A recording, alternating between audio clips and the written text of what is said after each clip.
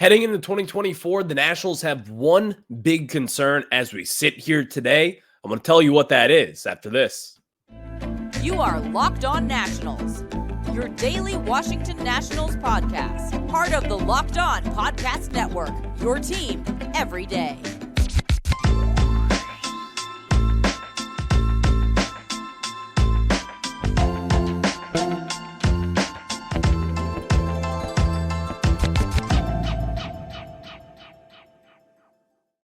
And thank you all for making Locked On Nationals your first listen every single day, as we are free and available wherever you get your podcast. And of course, I'm your host, Ryan Clary. You can catch me over on Twitter at RyanClary11 and as well as the show page at LO_Nationals. For all your latest Nationals news and notes, just make sure to check us out over on X. And while you're at it, look up Locked On Nationals wherever you get your podcasts, including over on YouTube to get the video version. When you look up Locked On Nationals on YouTube, make sure to hit that subscriber button. Leave a thumbs up, leave a thumbs down, leave a comment, whatever you want. Just leave your footprint right then and there. Later on in today's show, we're going to be talking about Jake Irvin. Jake Irvin last year was relatively very impressive for considering a lot of different things with the Nationals and their pitching staff. I think Jake Irvin was one of the Nationals' better pitchers in the second half of last season. He shoved yesterday, striking out 5 batters over 5 innings through 43 strikes out of his 50-some-odd pitches. Incredible performance from Jake Irvin. What you want to see from him moving forward. We'll discuss that a little further more and later on in the show. And also in a little bit of not surprising news. I think we all kind of saw this coming, but no one reported this. Carter Kieboom was placed on waivers, and he has already cleared waivers and has then been assigned to AAA Rochester. First round pick, again, from the 2010s. A lot of promise, not a lot of production. We'll discuss that move a little bit later on and what it means for the Nationals and really just kind of take a look back at the Nationals' first round picks in the 2010s as they have not been all too great. But let's start off with talking about one of the Nationals' bigger concerns entering this season, because this is one of those things where kind of before spring training, I was like, okay, like this is kind of making sense. You signed Joey Gallo. He's going to bring some power. You have Joey Meneses coming back. He's going to hopefully have a little bit more power this year. Well, as spring training has gone on, one thing has been way more clear than ever is that this Nationals team, they're still going to struggle in one big department. That's something that you have to do in 2024 in order to win baseball games. The Nationals are going to struggle yet again in that category, and that is their power hitting, your slugging numbers, your home run numbers, and ultimately your extra base hit numbers. This Nationals team, looking throughout spring training, while they've been solid, they're 10-8 record-wise, but then again, records don't matter in spring training. It does not matter whatsoever. It is clear, though, and it is very evident at this moment in time that the Nationals, they're going to struggle yet again when it comes to power. And this may be a little bit of an overreaction because, again, we're just a few weeks into spring training here, but you're also just 2 weeks away from opening day. Joey Meneses right now, just start with him because the two Joeys are really the guys who are supposed to be providing the power for this Nationals team. Joey Meneses looks like a shell of himself compared to what he was looking like in 2022. And last year, I think that was kind of the overwhelming point. Joey Meneses was not himself. Joey Meneses kind of fell flat from expectations that we all had for him. Now, I'm not going to say that you had crazy expectations for Joey Meneses, but I think you can make the case that you expected maybe a little bit more from what he did last year. He showed a lot of promise in 2022. And again, in that little run, he had 13 home runs in those 56 games. Well, last year, he had 13 home runs in 156 games. The power was not there. So now going into this year, when you sign Joey Gallo, it's like, okay, I can kind of see where the power is going to come from. You have James Wood, who's 70 grade power, who's going to be coming up, making his debut at some point this season. You have Dylan Cruz, who will add some pop. Brady House will add some pop into the lineup at this time. Let's forget that for a second, though. Because the Nationals right now, in game one, you're not going to have James Wood most likely in your opening day roster. You're not going to have Dylan Cruz, and you're certainly not going to have Brady House. So right now, it's the two Joeys, Joey Meneses and Joey Gallo, and they are not getting it done. Simple as that. Joey Meneses, this is kind of something that I've noticed over time. You may be looking and you may be trying to have seen the same thing. Joey Meneses, if you look back in 2022 and what made him so good, Number one, he was healthy. I think we can get that out of the way first. But Joey Meneses is still making the same mistake as he was just last year. He's a little bit hunched over a little bit. He seems way more relaxed back in 2022. If you look at his swing compared to what he is now with a little bit hunched over, and which is kind of making his swing a little bit longer than what it should be. Joey Meneses, listen, the expectations for him, I'm not expecting 2022 production from him. I'm not going to project that anymore for Joey Meneses. He's a great story, but moral of it, he just got hot for about 50, 56 games there in 2022. That was really it. He's not going to be a 900 OPS kind of guy. That's just not who he is. He's not going to be a guy to hit 40-plus home runs in the big leagues. You just have to expect that from really what we have seen. But now with Joey Gallo also in the fold, you look at his numbers, and we all know the numbers. Right now, he's struck out in 12 out of his 20 at-bats. He's only got one extra base hit, and that has been a double. So in 20 at-bats, he's got no home runs. He's only got one extra base hit, and he's struck out in 12 of those 20 at-bats, in which we know Joey Gallo is going to strike out. He's joked about it. Everyone has joked about it. He's going to strike out, and we understand that point. But still, with all that said, you need to have power some way, somehow in the year of 2024, especially when you have guys like CJ Abrams, Lane Thomas at the top of your order, guys who are speed demons, who are way above average when it comes to MLB speed and sprint speed. But now it's more clear than ever. The Nationals don't have power. What are you going to do? This is going to be a small ball kind of team yet again. Kind of why they got that name, the Scrappy Nats, from this last year. They're going to have to do it again if you want to win baseball games. Now, here's the thing. You're not going to be winning all too many baseball games this year, but you're still going to have some sort of production. You still will obviously luck your ways into wins. But starting off from the first half of the season, when you don't have James Wood, when you don't have all your younger prospects who could provide a little bit of power in the middle of that lineup, you're going to have to find ways to maneuver. Because right now, the two Joeys, the two guys who are supposed to be providing the power, they ain't doing it. You can look at other guys like Juan Yepez, who's kind of come out of nowhere, a bit of minor league signing. You can maybe look at him and say, maybe he provides a little bit of power down the line. Maybe. When Stone Garrett comes back healthy and he's playing left field, maybe he provides a little bit of power. Maybe. Eddie Rosario coming into the fold, maybe he's going to be the everyday starting left fielder and he provides the power. Keibert Ruiz. There's really not all too much here. And the Nationals, and again, I hate to just oversay this, but in 2024, and really just in years beyond, you have to have a high slugging. You got to hit home runs. You just have to be more productive offensively. The Nationals aren't looking like they are. Right now in spring training, the slugging numbers aren't all too great. The home run numbers aren't all too great. And you're kind of seeing what will be happening in 2024 yet again. And if Joey Gallo and Joey Meneses, and if they can't get that together, if they can't get their power going, we could be in trouble moving forward because this Nationals team, it's not meant to win games in 2024 if you can't hit the long ball. And that is really with every Major League Baseball team moving forward. You got to hit the long ball. That is what will make you stand out.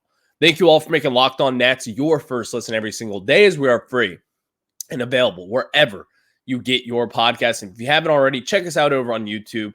Search Locked On Nationals there. That is where you'll find us. And of course, not just YouTube. Wherever you get your podcast, search Locked On Nationals. That is where you will find us moving forward. So now let me tell you guys about some of intriguing move with the Carter Kieboom being just assigned back to AAA after clearing waivers. I mean, this was a little bit surprising to me right here and right now. Was not expecting it, but here we are. We got to talk about it. Carter Kieboom, no longer a Washington National for now.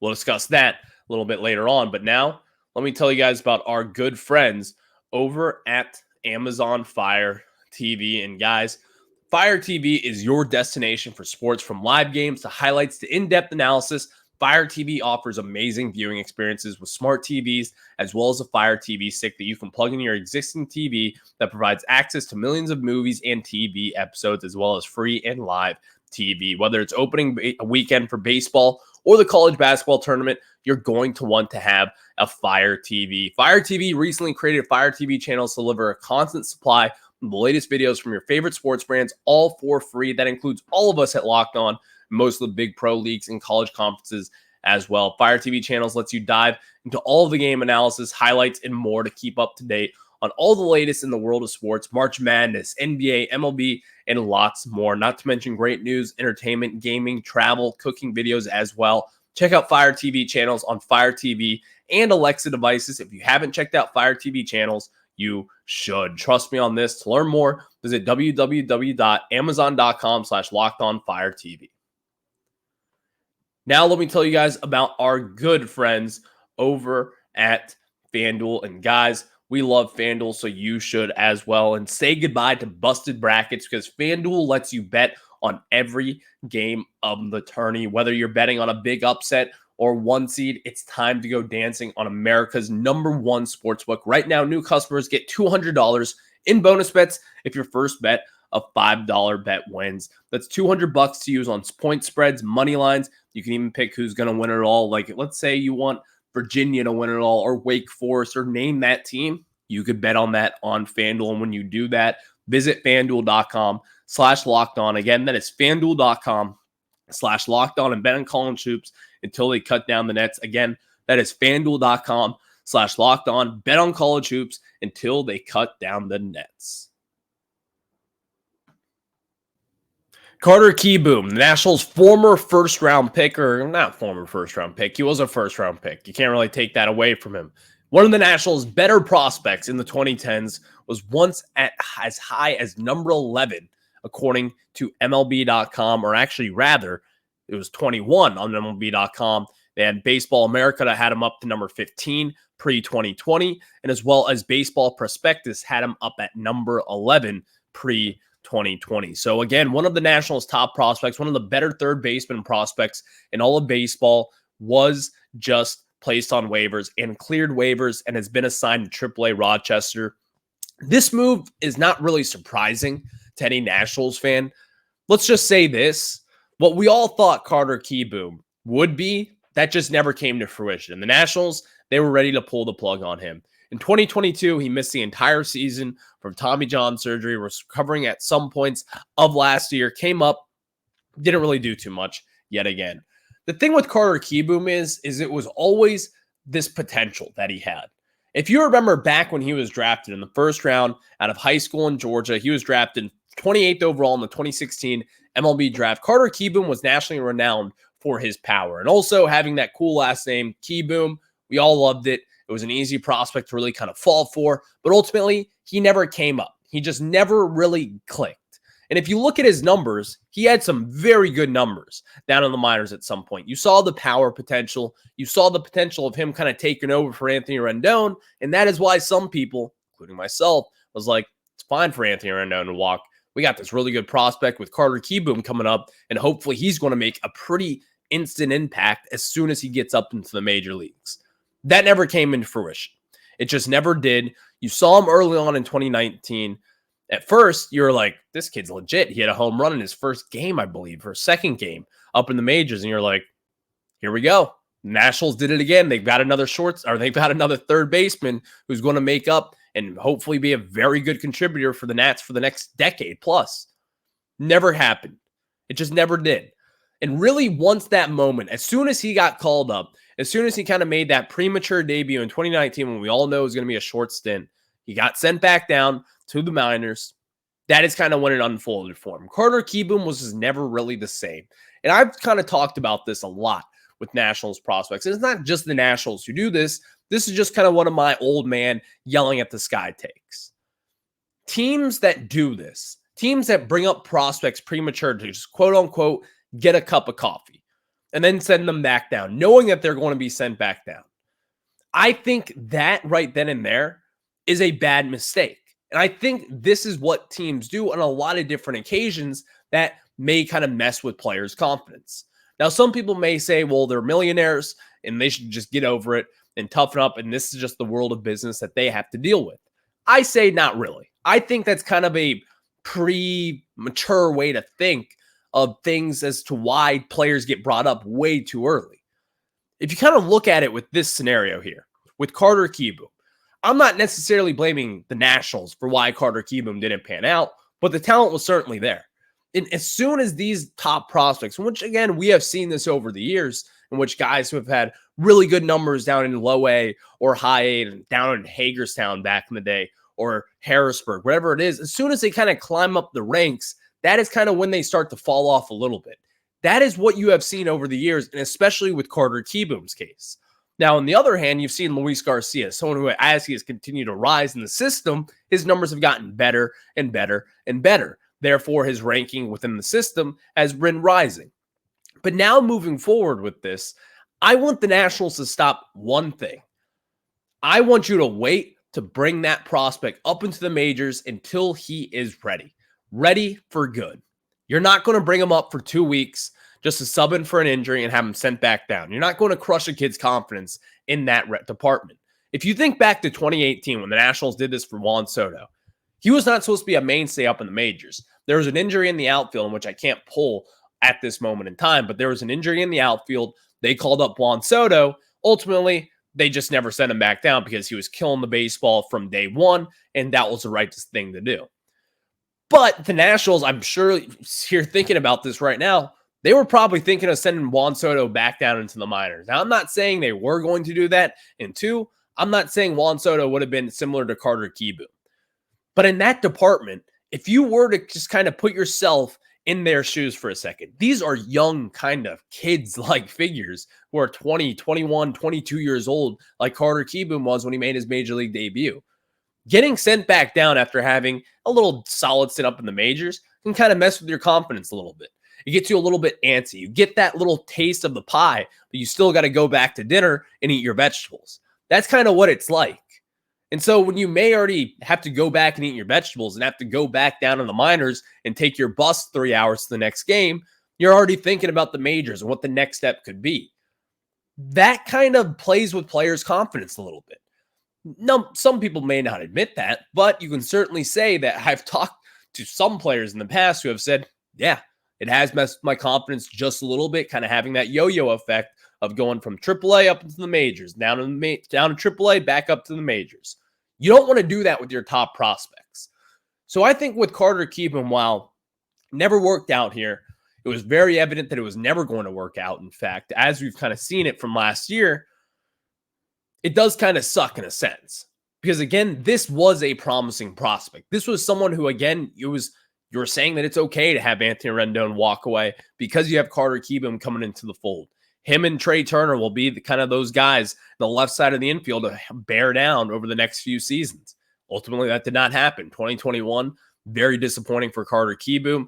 2021, you trade away Trey Turner. You all know the rest of the story there. The team gets blown up. Carter Kieboom never develops. He then has Tommy John surgery in 2022, misses the entire season, rehabs last year, gets back up into the majors, doesn't necessarily make an impact. That's the story. That is kind of a sad reality of what it has been for the Nationals over the years. So now hopefully they can learn from this. And let's be honest, is Carter Kieboom done here in Washington, D.C.? Well, number one, no, because he cleared waivers. He's back down in AAA. He's going to be in minor league camp.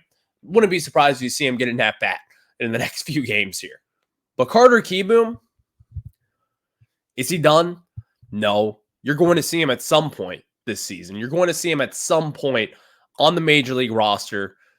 I don't know if he's going to make an impact, but he's certainly going to be on the roster at some point in time. We'll just have to see what David Martinez and Mike Rizzo have in store for him. But it's now more than ever, Trey Lipscomb, Brady House. That's going to be the future over at third base. Yohandy Morales, it's a logjam over at third base. It's going to be tough for Carter Kieboom to make an impact up in the majors, but I was a little bit surprised to see no teams even kind of take a bite on him. You've seen guys like Jeter Downs, who, again, was in a similar situation to Carter Kieboom, a top prospect in baseball, was very highly touted by a lot of different people. He even got claimed last year multiple times, once by the Nats and once by the Yankees. Carter Kieboom cleared waivers. Not one team said we'll take a chance and put him on our 40-man. Not one team. So you now move forward. Carter Kieboom's going to be down in AAA. He's off the 40-man roster. The Nationals, they now have an open 40-man roster spot. We'll discuss that a little bit more on tomorrow's Locked On Nationals. But next, let's talk about Jake Irvin yesterday. Jake Irvin is kind of my man crush for this Nationals team.